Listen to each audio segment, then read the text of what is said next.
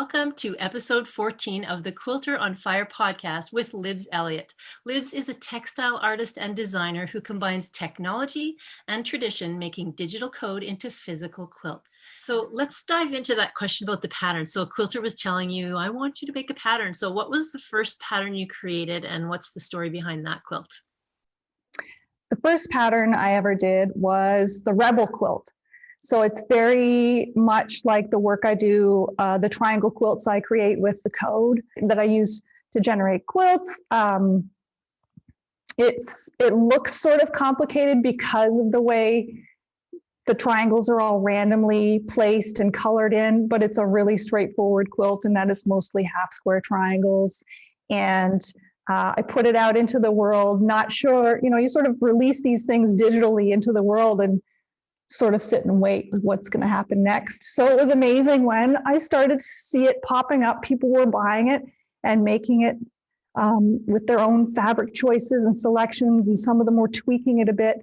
And so it's this really cool, wonderful feeling to put a quilt pattern out in the world and see what people do it. It's almost like you're collaborating with every person who buys a pattern, because you give them the idea, you give them the base, and then they build on it. So it was really exciting. Okay. Sass Boutique has stepped up to the challenge of dressing me in style for the podcast trailers. This classic white blouse with a little bit of shimmer is designed by Joseph Ribkoff, available from Sass Boutique.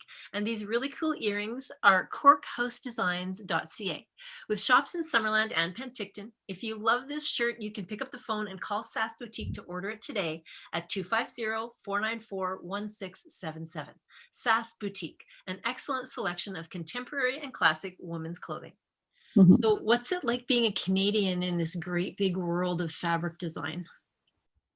It's pretty cool. I think it's sometimes people are surprised, like, oh, I thought you were American, but when they find out I'm Canadian, it's pretty cool. And when going into this, I hadn't really considered the fact that would be something important to other Canadian quilters.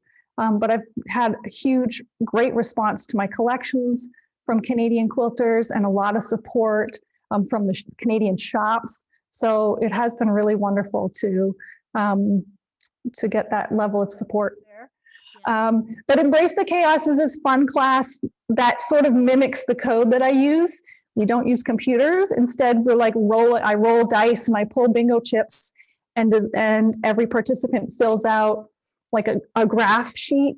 And every person ends up with a different quilt design, and then we spend the rest of the day making those quilt tops. So it's a really fun, sort of like bingo quilting, and sort of chaotic, but then you kind of get to rein it in by choosing different fabrics that you love and tweaking your design. So that's a really fun. If you like this trailer? Hit that subscribe button to get the new podcast trailer every week, and click on the link in the description below to listen to the full podcast.